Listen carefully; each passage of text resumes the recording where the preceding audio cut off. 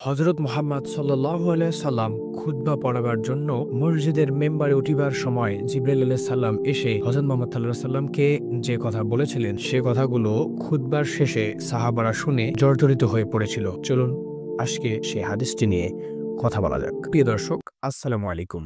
আমি সোহাগ। প্রতিদিনের মতো আজকেও চলে আসছি একটি গুরুত্বপূর্ণ হাদিস নিয়ে। হাদিসটি শোনার পর আপনার মতামত কমেন্টে জানাতে ভুলবেন না, এবং আপনি যদি আমাদের চ্যানেল নতুন হয়ে থাকেন অবশ্যই চ্যানেলটা সাবস্ক্রাইব করে পাশে থাকা বেল আইকনটি প্রেস করবেন, ভিডিওতে একটি লাইক করে দেবেন। হযরত কাব বিনতে উজরা রাদিয়াল্লাহু তাআলা বর্ণনা করেন, একবার রাসূল আকরাম সাল্লাল্লাহু আলাইহি ওয়াসাল্লাম বললেন, তোমরা মেম্বারের কাছে আসিয়া যাও, অর্থাৎ মসজিদের মেম্বারের কাছে আসো। আমরা মেম্বারের কাছে আসিয়া গেলাম। তিনি যখন মেম্বারের প্রথম সিঁড়িতে পা রাখলেন তখন বললেন, আমিন। যখন দ্বিতীয় সিঁড়িতে পা রাখলেন তখনও বললেন, আমিন। আবার যখন তৃতীয় সিঁড়িতে পা রাখলেন তখনও বললেন, আমিন। যখন তিনি খুতবা ও বয়ান শেষ করিয়া মেম্বার হইতে নামিলেন তখন আমরা আরজ করিলাম, ইয়া রাসূলুল্লাহ, আমরা আপনাকে মেম্বারে উঠিবার সময় এমন কিছু কথা বলিতে শুনিয়াছি যাহা পূর্বে কখনো শুনি নাই। উত্তরে তিনি বললেন, এইমাত্র জিবরাইল আলাইহিস সালাম আমার কাছে এসেছিলেন। আমি যখন প্রথম সিঁড়িতে পা রাখি তখন তিনি বললেন, ধ্বংস হোক ওই ব্যক্তি যে রমজান মোবারক পাইয়া তার গুনাহ মাফ করিতে পারিল না। আমি বলিলাম, আমিন। যখন দ্বিতীয় সিঁড়িতে পা রাখিলাম তখন তিনি বললেন, ধ্বংস হোক ওই ব্যক্তি যাহার সম্মুখে আপনার নাম উচ্চারণ করা হয় কিন্তু সে আপনার প্রতি দরুদ পড়ে না। আমি বললাম, আমিন। যখন তৃতীয় সিঁড়িতে পা রাখি তখন তিনি বললেন, ধ্বংস হোক ওই ব্যক্তি যে পিতামাতা উভয়কে অথবা তাহাদের কোনো একজন বৃদ্ধা অবস্থায় পাইল কিন্তু তাহারা তাহাকে জান্নাত প্রবেশ করাইল না। আমি বলিলাম, আমিন। এই হাদিসটি বুখারী শরীফ সহ আরও বিভিন্ন হাদিসে রয়েছে। উক্ত হাদিসে জিবরাইল আলাইহিস সালাম ৩টি বদদোয়া করেছিলেন এবং হুজুর আকরাম সাল্লাল্লাহু আলাইহি সাল্লাম এই ৩টি বদদোয়ার উপর আমিন বলেছেন। প্রথমত, হযরত জিবরাইল আলাইহিস সালামের মত নৈকট্যপ্রাপ্ত ফেরেশতার বদদোয়া যথেষ্ট ছিল। তারপর আবার রাসূল করিম সাল্লাল্লাহু আলাইহি সাল্লাম আমিন বলাতে এটি আরও কঠিন হইয়া যায়। আল্লাহ তাআলা মেহেরবানি করিয়া আমাদেরকে এই ৩টি জিনিস হইতে বাঁচিয়া থাকার তৌফিক দান করুন এবং এই সমস্ত গুনাহ হইতে রক্ষা করুন। ধ্বংসের ব্যাপারে কি সন্দেহ থাকতে পারে?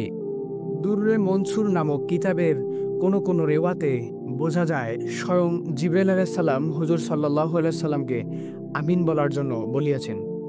তৎপর হুজুর করিম সাল্লাল্লাহু আলাইহি সাল্লাম আমিন বলেছেন। ইহাতে এই বদদোয়া সম্পর্কে আরও বেশি গুরুত্ব বোঝা যায়।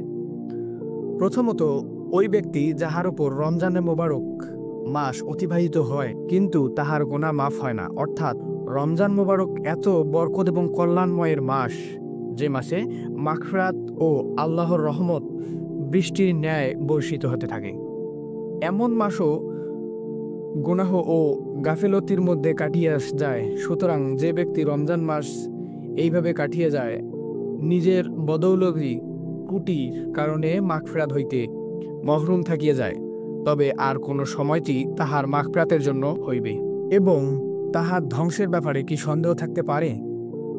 মাগফিরাতের পন্থা হইল এই মাসে যে সমস্ত আমল রহিয়াছে, যেমন রোজা, তারাবি, এইগুলি অত্যন্ত ইহতিমামের সাথে আদায় করার পর সিহ গোনা হইতে বেশি তওবা ও ইস্তেগফার করা।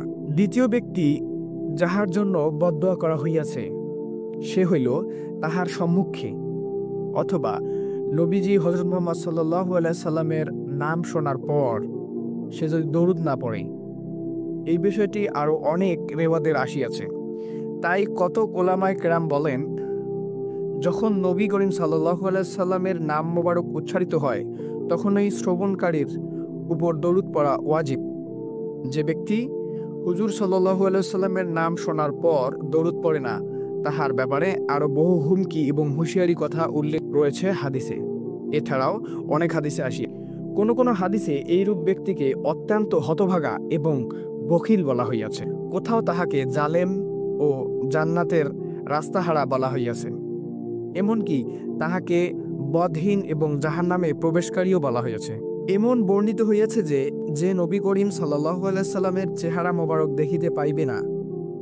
মুয়াক্কিক উলামায়ে কেরাম যদিও এই সমস্ত রেওয়াতে সহজ ব্যাখ্যা দিয়ে থাকেন, তবুও এই কথা অস্বীকার করার উপায় নাই যে ব্যক্তি দরুদ পড়ে না তাহার সম্বন্ধে হুজুর সাল্লাল্লাহু আলাইহি সাল্লাম এরশাদ সমূহের বৈহিক এতই কঠিন যাহা সহ্য করা অত্যন্ত দুরূহ ব্যাপার।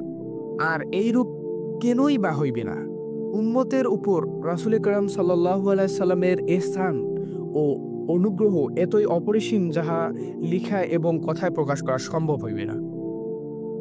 এছাড়া উম্মতের উপর তাহার হক ও অধিকার এত বেশি যে সেইগুলির দিকে লক্ষ্য করলে দরুদ বর্জনকারী সম্বন্ধে যে কোনো ধমকি ও হুঁশিয়ারি যথার্থই মনে হয়। কেবল দরুদ শরীফ পড়ার যে ফজিলত রইয়াছে তা হইতে মাহরুম থাকাই স্বতন্ত্র একটা পদনশিরি এবং দুর্ভাগ্য।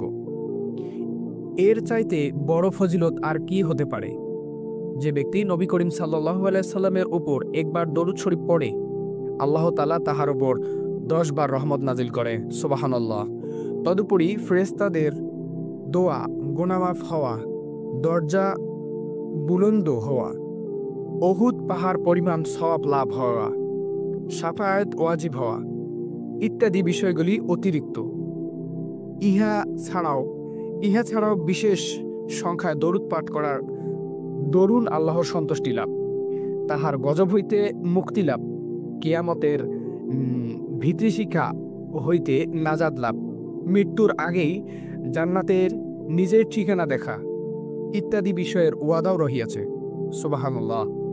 এইসব ছাড়াও দরুদ শরীফ পড়িলে দরিদ্র ও অভাব দূর হয়, আল্লাহ ও রাসূলের দরবারে নৈকট্য লাভ হয়, দুশমনের মোকাবেলায় সাহায্য লাভ হয়, অন্তর মুনাফিকি ও মরিচামুক্ত হয় এবং মানুষের অন্তরে তাহার ভালোবাসা সৃষ্টি হয়।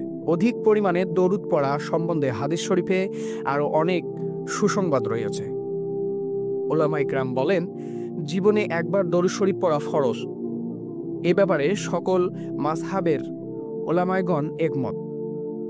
অবশ্য বারবার হুজুর সাল্লাল্লাহু আলাইহি সাল্লামের নাম মোবারক উচ্চারিত হইলে প্রত্যেকবার দরুদ পড়া ওয়াজিব, এই ব্যাপারে দ্বিমত রহিয়াছে। কতকের মতে ওয়াজিব আর কতকের মতে মুস্তাহাব। তৃতীয়ত, ওই ব্যক্তি যে পিতামাতার উভয়কে অথবা তাহাদের একজনকে বৃদ্ধ অবস্থায় পাইল কিন্তু তাহাদের এই পরিমাণ খেদমত করিল না যাহা দ্বারা সে জান্নাতের উপযুক্ত হইতে পারে। পিতামাতার হকের ব্যাপারে বহু হাদিসে তাগিদ আসিয়াছে। উলামায়ে কেরাম পিতামাতার হক সম্বন্ধে লিখেছেন, জায়েজ বিষয়ে তাহাদের কথা মানা জরুরি। ইহাও লিখিয়াছেন, পিতামাতার সহিত বেয়াদবি করিবে না, তাহাদের সহিত অহংকার করিবে না। যদিও তাহারা মুশরিক হয়, নিজের আওয়াজ তাহাদের আওয়াজের চাইতে বড় করিবে না, তাহার নাম ধরিয়া ডাকিবে না, কোনো কাজে তাহাদের চেয়ে আগে বাড়িবে না, ভালো কাজের আদেশ এবং মন্দ কাজের নিষেধের ক্ষেত্রেও তাহাদের সহিত নম্রতা অবলম্বন করিবে। যদি তাহারা না মানে তবে সৎ ব্যবহার করিতে থাকিবে এবং তাহাদের জন্য হেদায়েতের দোয়া করিতে থাকবে। মোট কথা, প্রত্যেক বিষয়ে তাহাদের সম্মানের প্রতি খেয়াল রাখতে হবে। এক হাদিসে আছে, জান্নাতের দরজাসমূহের মধ্যে সর্বোত্তম দরজা হইতেছে পিতা। তোমার মন চাহিলে উহাকে হেফাজত করিতে পারো অথবা উহাকে নষ্ট করতে পারো। জৈনিক সাহাবী হুজুর সাল্লাল্লাহু আলাইহি সাল্লামের নিকট জিজ্ঞাসা করলেন, পিতামাতার হক কি? তিনি বললেন, তাহারা তোমার জান্নাত অথবা জাহান্নাম, অর্থাৎ তাহাদের সন্তুষ্টি জান্নাত আর তাহাদের অসন্তুষ্টি জাহান্নাম। এই হাদিসে আছে, বাধ্যগত ছেলে যদি মহব্বতের দৃষ্টিতে পিতামাতার দিকে একবার তাকায় তবে একটি কবুল হজের সওয়াব লাভ হয়। এক হাদিসে আছে, আল্লাহ তাআলা শিরিকের গুনাহ ছাড়া যত ইচ্ছা মাফ করেন, কিন্তু পিতামাতার নাফরমানি ও অবাধ্যকতা সাজা মৃত্যুর পূর্বেই দুনিয়াতে দিয়ে দেন। নাউজুবিল্লাহ। সাহাবী আরজ করিলেন, ইয়া রাসূলুল্লাহ, আমি জিহাদের যাওয়ার ইচ্ছা করিয়াছি। রাসূল সাল্লাল্লাহু আলাইহি সাল্লাম বললেন, তোমার মা জীবিত আছে কি? উত্তরে বললেন, জি হ্যাঁ। তখন রাসূল সাল্লাল্লাহু আলাইহি সাল্লাম বললেন, তাহার খেদমত করো, তাহার পায়ের নিচে তোমার জান্নাত। এই হাদিসে আছে, আল্লাহর সন্তুষ্টি পিতামাতার সন্তুষ্টির মধ্যে রহিয়াছে, আর আল্লাহর অসন্তুষ্টি পিতামাতার অসন্তুষ্টির মধ্যে রহিয়াছে। হাদিস সমূহ ছাড়াও আরও বহু হাদিসে পিতামাতার অনুগত্য ও খেদমতের প্রতি গুরুত্ব আরোপ করা হয়েছে। যাহারা গাফলতি করিয়া এইসব বিষয় ত্রুটি করিয়া ফেলিয়াছে এবং বর্তমানে তাহাদের পিতামাতার জীবিত নাই, এমতো অবস্থা ইসলামী শরীয়তে ইহার ক্ষতিপূরণের ব্যবস্থাও রহিয়াছে।